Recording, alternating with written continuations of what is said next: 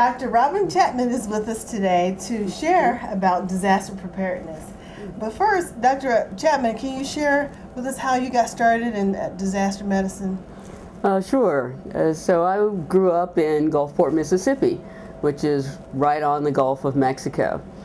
And as children, we were taught in school how to store water. We knew the difference between a watch and a warning. But my call to action came during Hurricane Katrina. I was living in Cincinnati, but I had family, my parents actually, in the house that I grew up in, about 5 blocks from the Gulf of Mexico. And my mother had dementia, and my dad was her caregiver. And I always talked to them on Sunday nights. And this particular Sunday night, we knew the storm was coming, and I could not get a phone call through. So I decided to load up my SUV with supplies to go and see what I could do to help my family. During Katrina? During Katrina. Wow. So a trip that would normally take about 12 to 13 hours took us 21 hours. Because as we got closer to the coast, the trees were down, there was no power, and if there's no power, you can't get gas from a gas station. So I was very fortunate and blessed to find my parents in good health, no injuries, minimal damage to our home.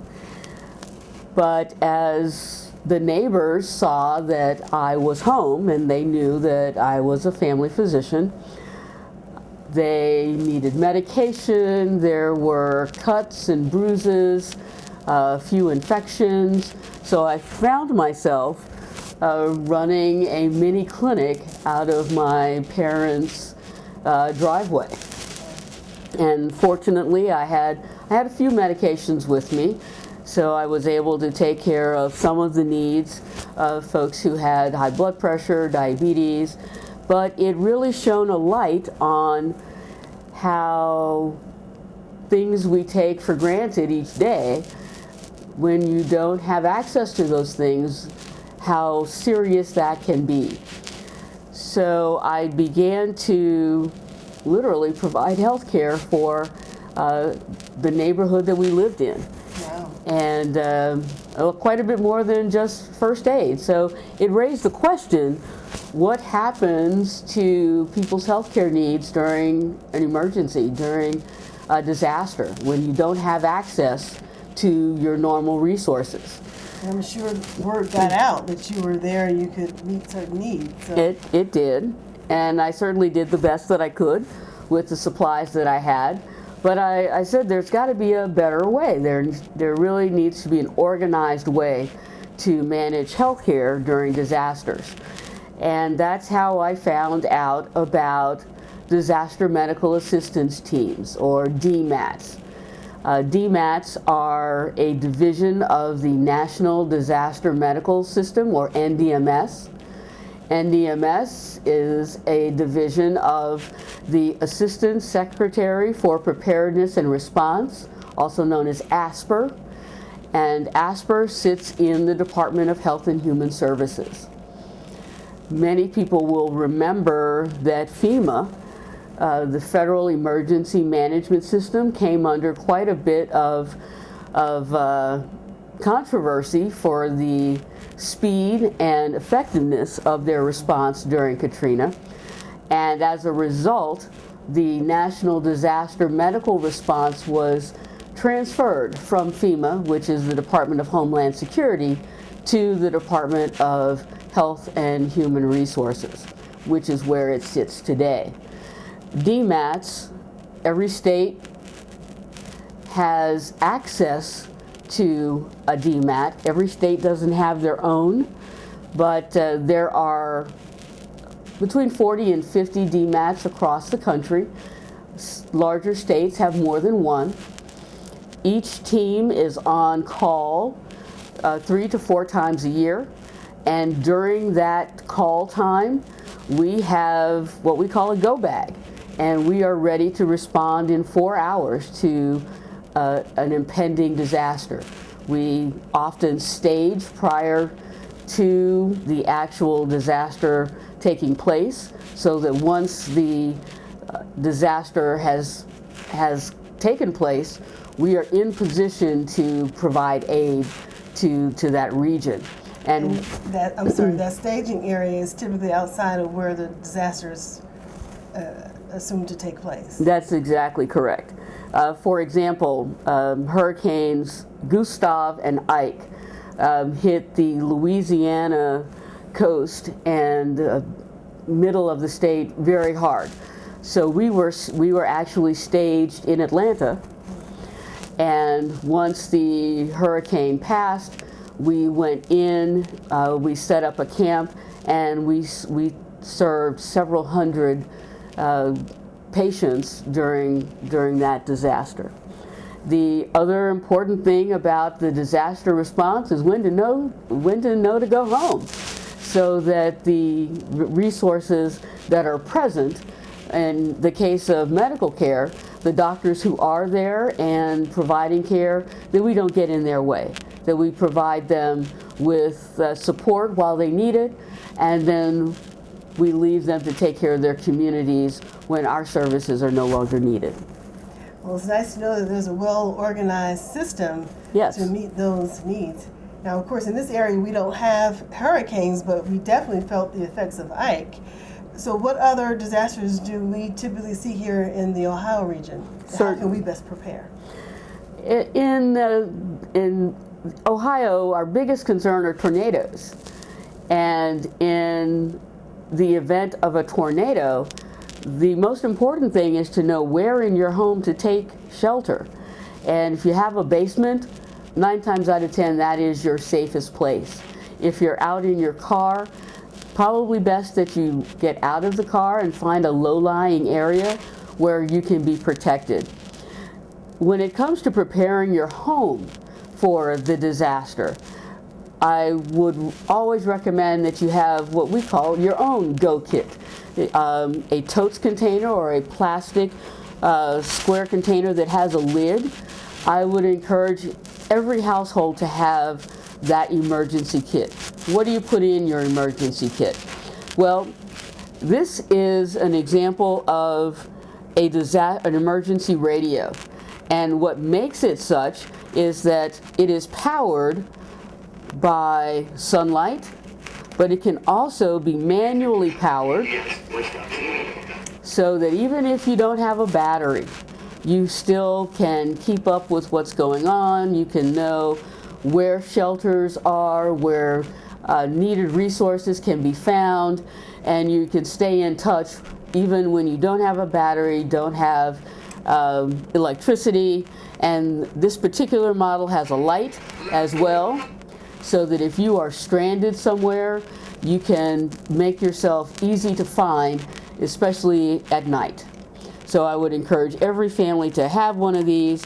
They average anywhere between $10 and $15. Everybody has to eat, even in a disaster. So I recommend anything that you can find on a shelf in the grocery store. If it's in a refrigerator or the freezer section, that's not going to go in your emergency kit. You want items that, again, can be consumed at room temperature.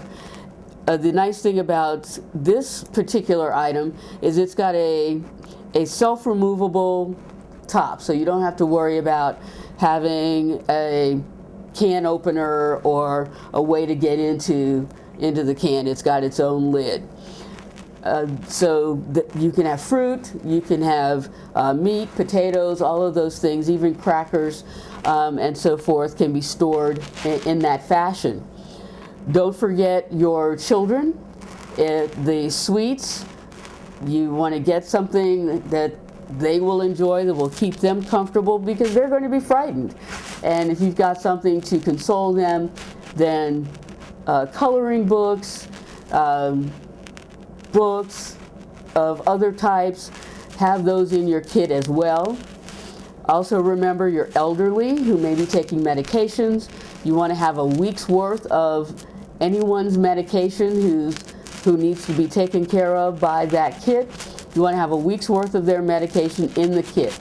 On their birthday each year, I would encourage you to use that supply of medicine and then put a new supply in each year, and it's easy to remember to do it on their birthday. Water bottles are great, but the gallon size containers are even better. Remember, when you don't have electricity, the water pumps that we count on to flush our commodes and supply water through the tap, those pumps require electricity, which you will not have. But if you've got several bottles or several gallon jugs of water, you can certainly kind of get by with some basic necessities if you've got those on hand. Other things to consider are blankets, pillows, if they will fit, but definitely a blanket both for shelter as well as for comfort.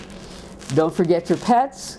If they make sure they're on a leash, and same kind of thing, use canned food for your cat, for your dog, because you don't want them needing to consume the supplies that you put aside for the humans in your family. But just remember them, and again, the canned goods are perfect. You don't have to worry about them spoiling. That's excellent. Excellent sound advice there, helpful tips. I like what you mentioned about the patients with having the medications. Anything else that we can encourage patients in general to help be prepared for disasters? Certainly. Every patient should have a list of their healthcare providers and the phone numbers for those physicians. People who require eye drops, remember to keep those in your emergency kit as well. People who are on dialysis certainly want to know what the emergency plan is for getting dialyzed. They may want to evacuate sooner than people who don't have, who would not have that need, because you're definitely going to need electricity for that life-saving treatment that must occur on a fixed schedule. So early evacuation is a good thought for people who require dialysis. Excellent. Well, thank you so much for sharing with us, Dr. Chapman. It's been my pleasure. Thank you.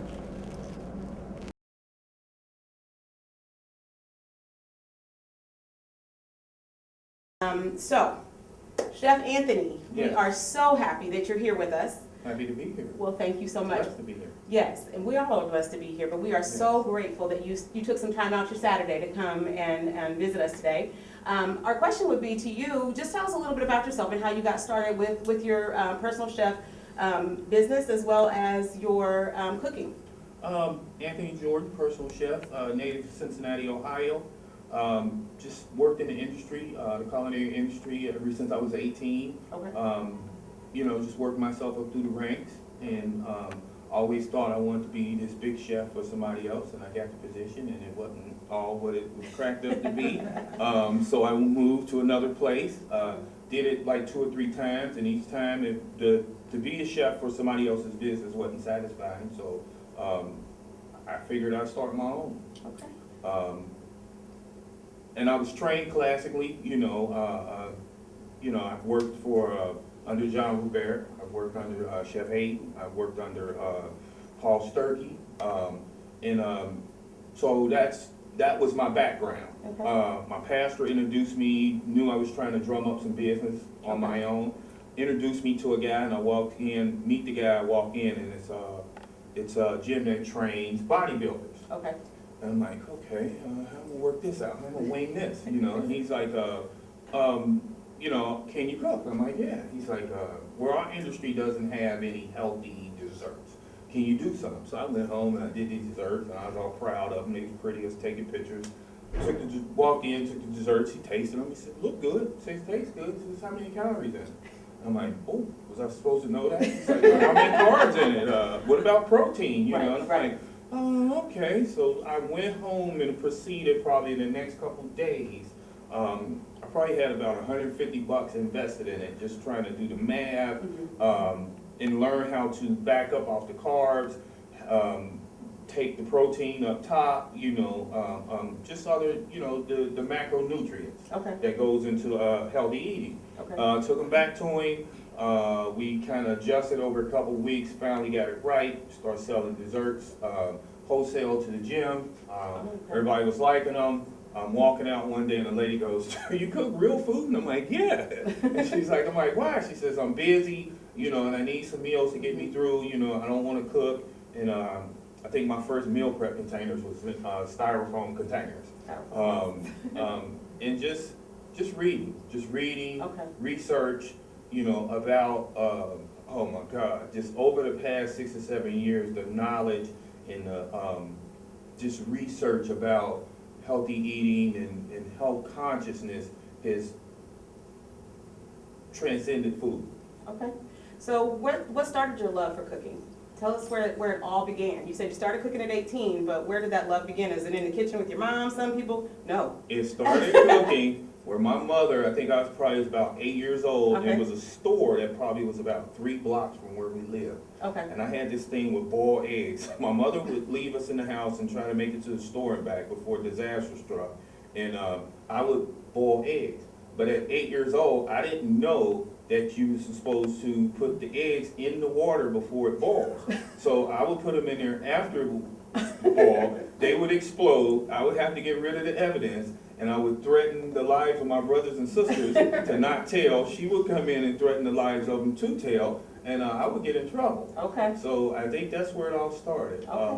We moved from that area to Finley Market. And I don't know, somehow through magic, God's hand, my mother would actually let us go to Finley Market to help them set up the stands at 4 o'clock in the morning. I probably was 12 or 13 years old. Just to make, money for school clothes and shoes and stuff like that. So it was somehow, some way, I always had my hands in food. In food, In food, food in that arena.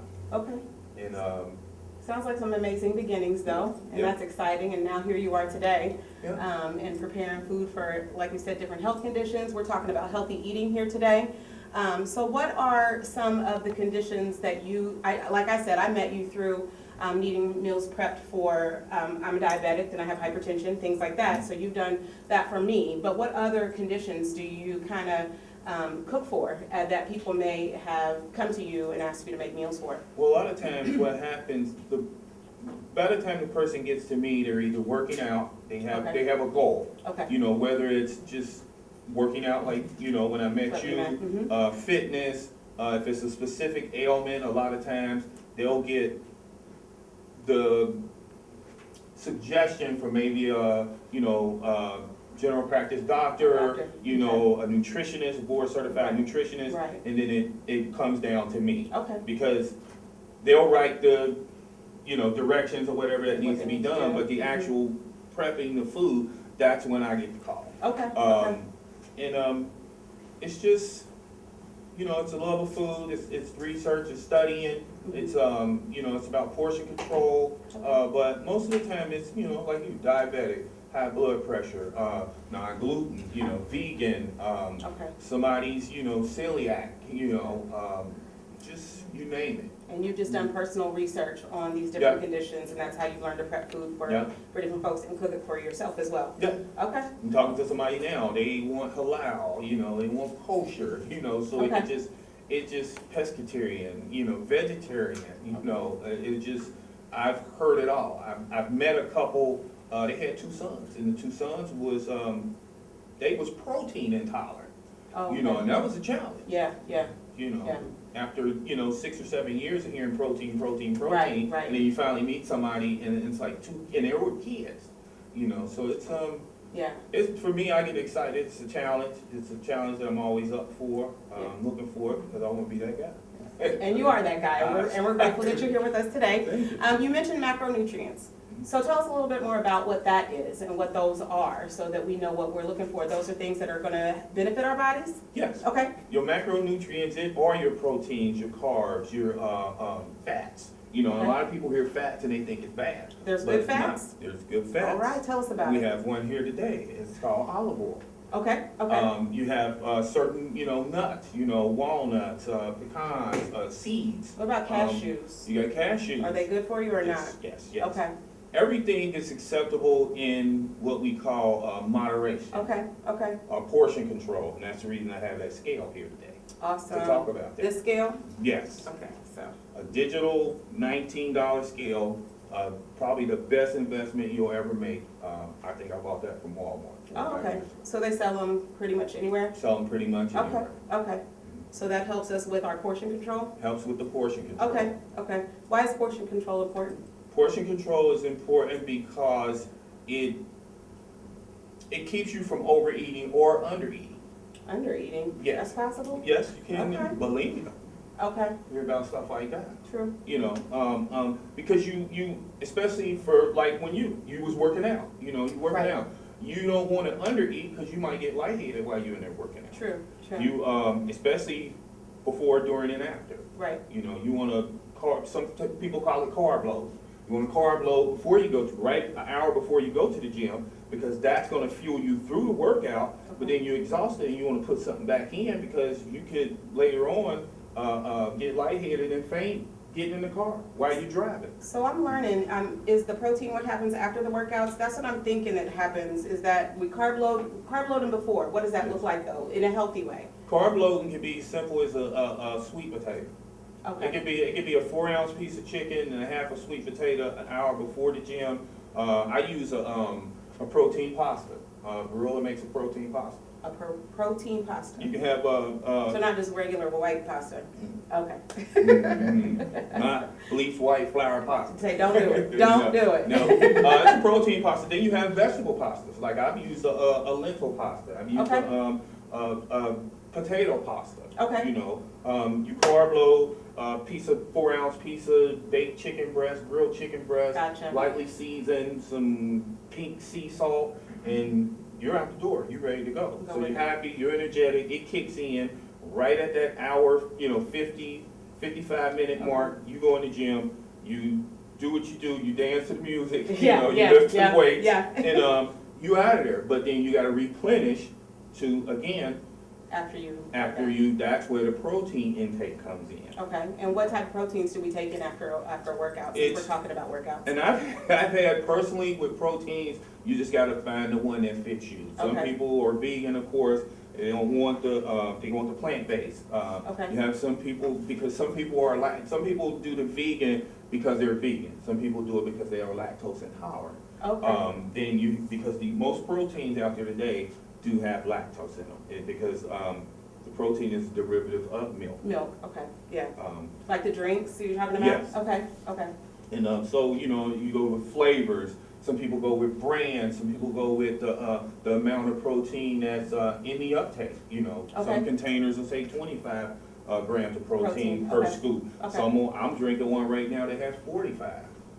It's up to you. Yeah, I tried a 30 grams of protein. It seemed like it was too much. If I was doing like 3 of those a day, and it seemed like my body didn't tolerate that well, so I had to offset that with some other things like a boiled egg or something like that. But you're right, you do have to learn what your body tolerates to be able to find that key that works just for your body. And I think that's what you help people do as well, find that combination of things that work for their individual bodies to be able to help it operate most effectively. Because nutrition is not a one-size-fits-all.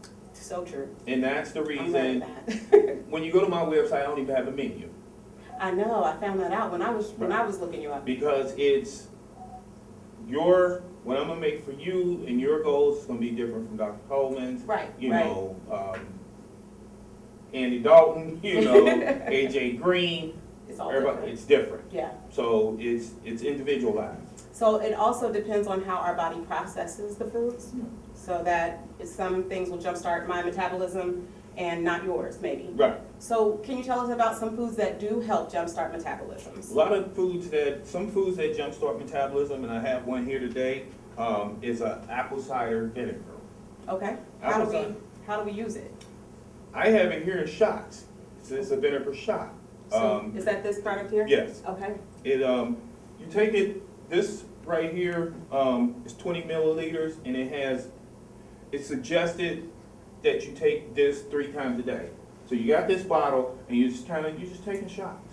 I tried that and it burnt my throat. That was not a good idea for me. So how else can we use the apple cider vinegar? You can take it and put it in a drink, which I will show you later. Okay, that's awesome. It can be diluted, that strength can be diluted in a green tea, apple juice, or just plain water. Is it as effective when we're diluting it though? It's just effective. Okay. Because you're still getting the same thing. Okay. Still getting the amount, it's just diluted for taste.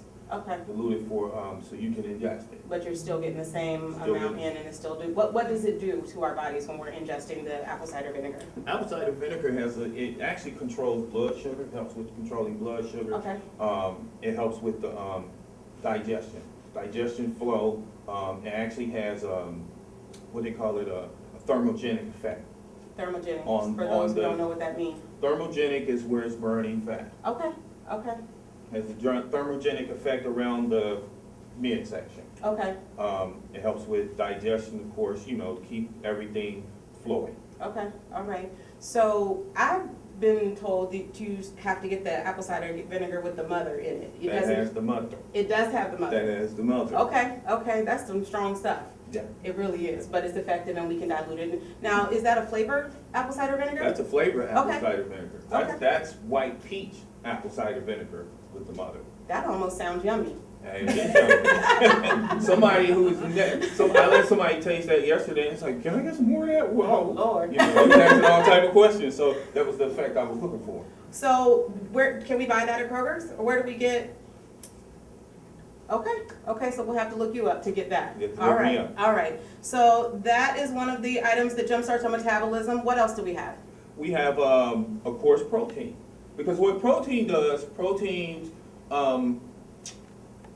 if you're working out with it, it builds muscle. Mm-hmm. But most of the foods that we eat every day has some protein in it. But if you're taking a supplement, it can keep you from losing the muscle you already have. So taking a supplement, as in? The protein powder, protein shake, okay. or even just natural foods, just watching, being able to count your protein intake. Okay. But the one thing that protein does is it actually tricks the body into believing that it's full. It tricks the stomach into believing that it's full. So you don't eat the other stuff. So you don't just keep eating. So you just don't keep eating mindlessly. Okay. So it helps. So again, we have a whole grain, like these. We have whole grain protein pancake mix. Okay. Where you can make pancakes, you can make muffins, and this one just happened to be a coconut chocolate chip flavor. That's already flavored. You're not having to add anything to it. Already flavored. See, that's